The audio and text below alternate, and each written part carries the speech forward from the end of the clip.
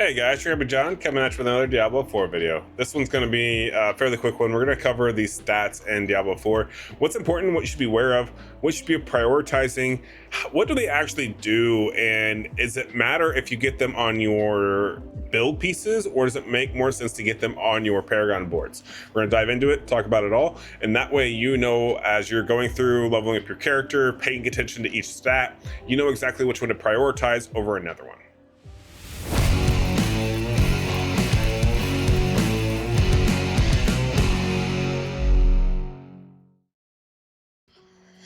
All right, guys, so let's go ahead and let's dive into it. I'm going to try to keep this as short and sweet as possible so that way you guys don't waste a whole lot of your time. So as you can see here, you got your character here.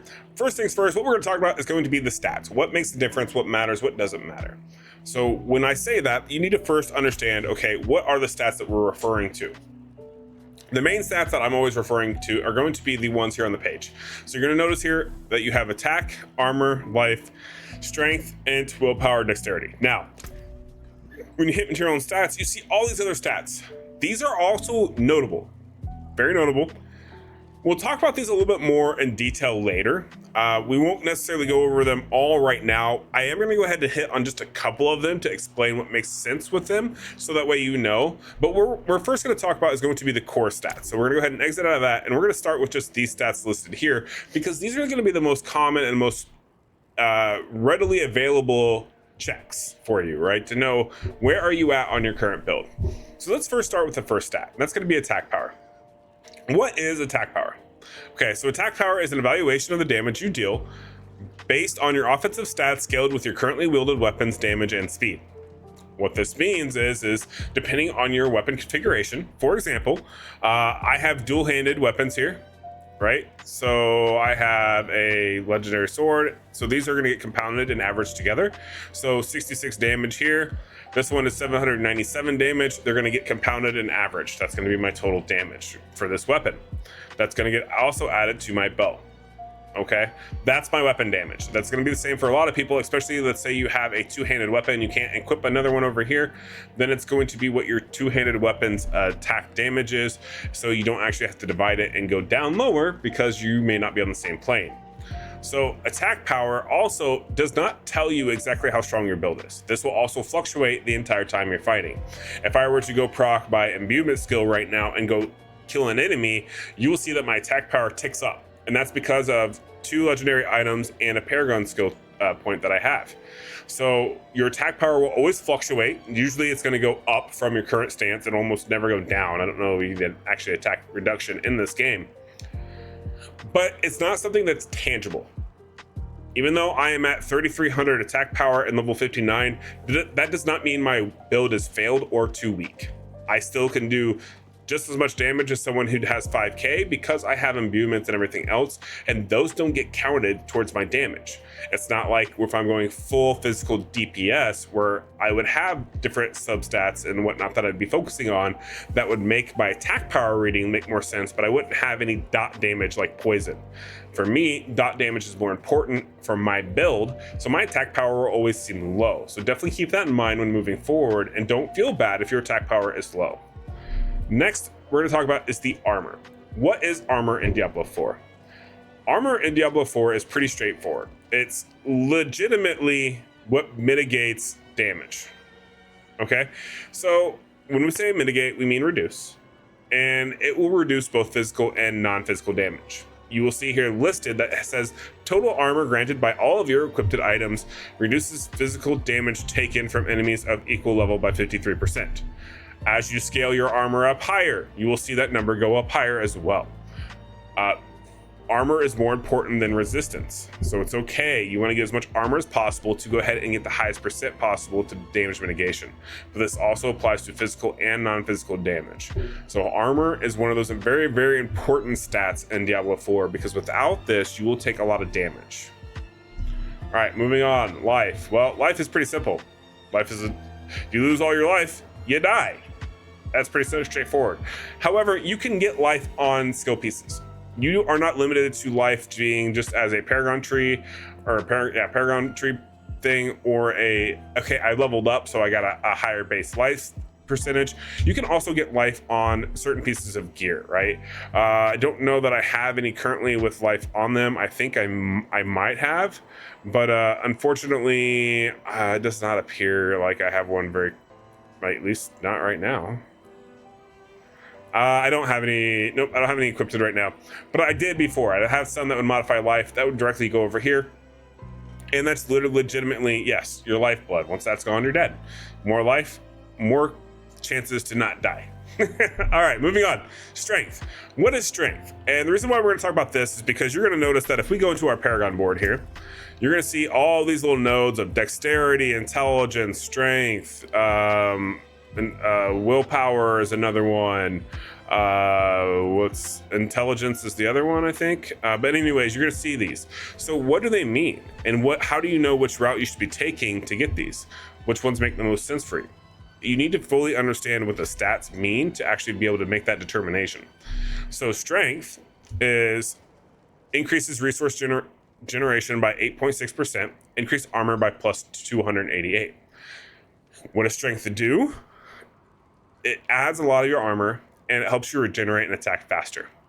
That's basically the gist of it, because resources generation means you're going to get your energy and everything else a lot quicker, which is going to allow you to go ahead and progress a lot faster. All right, intelligence. Now, intelligence is one of those that's kind of a hard one. Resistance is not great in the game, but increased critical strike chance by 4.6%, that's huge. So intelligence is actually going to modify and make your overall crit chance higher. Also, it's going to help you with your resistances. Once again, not something to really prioritize. However, that increased critical strike chance is always very nice. Next, we have is willpower. What is willpower? Willpower is improves healing received by plus 19.6%, increased overpower damage by 49%. Some of you are going to go, okay, John, well, what's overpowered damage? Well, I'm glad you asked because I wanted to go over it anyways. Overpowered damage. Extra damage granted to skills when they overpower. Stacks with the bonus damage inherently granted to overpowers based on your current life and fortify. The bonus damage dealt scales with the skill that overpowered, has a base value of 50%. Okay, and as you can see here, here's your chance to cause an overpower. So it's just one of those situations where you really need to be basically max life and then be fortified, so that way you could then get into overpowered damage. There are stipulations that go into that, so a lot of people won't have overpower, but for those who are super tanky builds are definitely going to be worrying about overpowered damage, and that's where willpower is going to come into play. A lot of people out there aren't going to prioritize getting this particular stat though. The next one is going to be dexterity. This is the one that I think personally is one of the more sought after and common stats to get. I personally prioritize getting dexterity and strength first over intelligence and willpower. The reason being is with dexterity, I get increased skill damage and I get increased dodge chance. I constantly use my dodge as my movement skill, so it definitely helps me to help evade attacks.